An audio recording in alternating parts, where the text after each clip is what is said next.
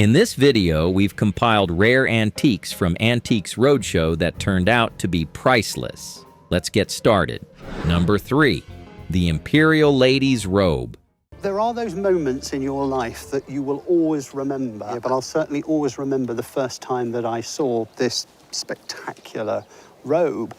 Or was brought to the UK by Sarah's grandfather. The owner knew it was old. She knew it had come from her grandfather, who brought it back from Calcutta. Beyond that, it was just something the family had held on to. Then the expert unfolded it. What they were looking at was a 275-year-old Chinese imperial court robe dating to around 1750. And not just any court robe, a lady's robe made for someone at the very top of the Chinese imperial hierarchy.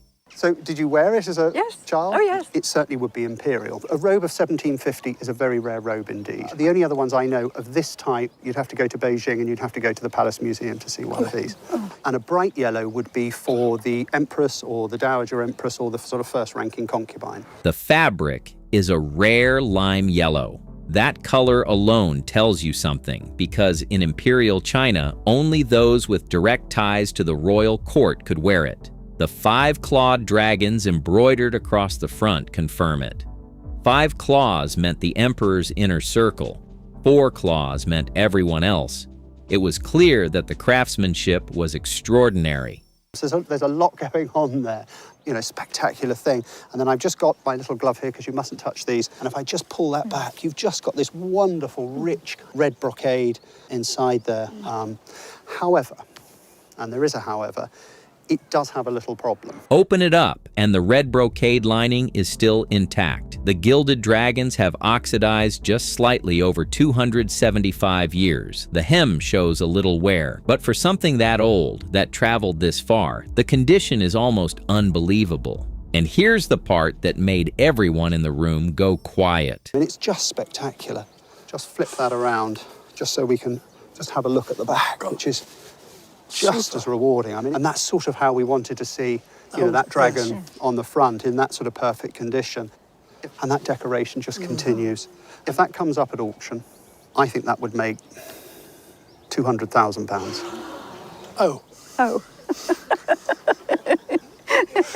Severely over. That's surprising. And I wouldn't be surprised if it made a bit more. Yes. My goodness me, thank you very much. The appraiser estimated this robe could fetch £200,000 at auction for something that started its life in a 1750 Imperial Chinese court, traveled to Calcutta, then somehow found its way to a British family's collection. Absolute shocker, right? But this was only number 3. What comes next has been sitting in someone's family for over a century. Number 2. The Patek Philippe pocket watch. Back in 1914, when he received this watch, he was the owner of the St. Paul Pioneer Press and Dispatch. This watch was handed down from my great-grandfather, and it was handed down from him to my father, and then he gave it to me. For more than a century, this pocket watch stayed in Robert's family as a treasured heirloom, but no one realized just how extraordinary it really was. This is a photocopy of the original warranty depicting some of the complications of this watch. It's manufactured by the Patek Philippe Company of Geneva, Switzerland. At first glance, it looks like a simple pocket watch, but a closer look reveals a far more complex timepiece, with a split chronograph capable of timing 2 events at once, along with its own minute register. No one expected that this masterpiece was literally far ahead of its time, offering far more features than it first appears. It's called a minute repeater, where you lift up the slide and it'll chime the time to the minute. Off to the side is a slide for chiming the watch. Okay. When we flip the watch over, it's also a perpetual calendar which adjusts for leap year. I'll be there. It's a very complicated watch. You have the day, the date, and the month, along with the moon phase. The appraiser reveals the watch's remarkable complexity, featuring a minute repeater, a perpetual calendar with moon phase, and its staggering and original 18-karat gold case with accessories still in excellent condition. Robert was amazed by the watch's craftsmanship, but the real shocker came when the expert revealed its value. This watch at auction, I suspect, would bring close to $250,000. No. I've never held a watch like this in my hand. What? You're kidding. That is one incredible watch. Yes. $250,000? This is one incredible watch. I can't believe it. It can't be. Yes. No way. What? That is an incredible watch. The appraiser stunned Robert by announcing that this Patek Philippe pocket watch, previously thought to be worth only $6,000, could now fetch $250,000 at auction. Not something you hear every day. The owner was left in disbelief, realizing the family heirloom he had carried all this time was actually a museum-worthy masterpiece.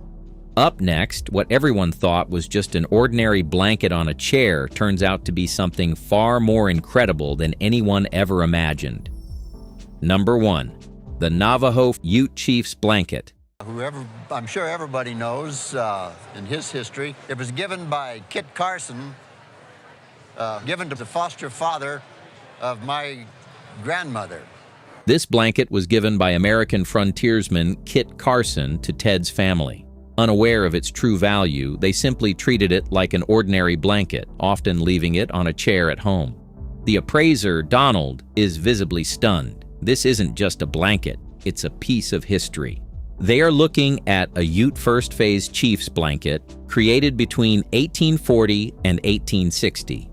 It was made by the Navajo specifically for Ute chiefs and was considered extremely valuable even in its own time. Wow. And not only that, the condition of this is unbelievable. This is just pure linear design. This is the beginning of Navajo weaving. And it's like silk. We see these, we've got a little bit of damage over there. It's made from hand-woven wool, but it's so finely done, it would repel water. And this here is dyed with indigo dyes. It was a very valuable dye at the time. It is the most important thing that's come into the Roadshow that I've seen. It's an extraordinary piece of art. It's extremely rare. Donald identifies the blanket as a national treasure of immense historical and artistic significance, highlighting its exceptional condition, fine hand-woven wool, and the use of rare, valuable indigo dyes. But the real jaw-dropping moment here isn't just its identity, but its value. On a really bad day, this textile would be worth $350,000. Are you a wealthy man, Ted? No. Well, sir, I'm still a little nervous here, I have to tell you. On a good day, it's about $500,000. Oh, my God. Well, sir, you have a national treasure. Wow. A national treasure. You had no idea. I had no idea. I was just laying on the back of a chair. Congratulations. Congratulations. I can't believe this. When you walked in with this, I just about died. Donald reveals that the market for Navajo weaving is extraordinary, estimating the blanket could be worth between $350,000 and $500,000. What Ted thought was just a simple blanket at home turns out to be a national treasure, leaving him blown away. The value would increase again, maybe 20%. If we could do research on this and we could prove without a reasonable doubt that Kit Carson did actually own this. You know, we're poor farmers, discovered gold and everything, but there was no wealth. No wealth in the family at all. Congratulations. Thank you. Donald confirms that if the connection to Kit Carson is verified, the blanket's value could rise by an additional 20%. Another surprising revelation for Ted, who grew up in a family with no significant wealth. What was once just a blanket draped over the back of a chair has now become one of the most incredible valuation stories in Antiques Roadshow history. If you enjoyed this video, click now to watch more rare antiques from the Antique Roadshow.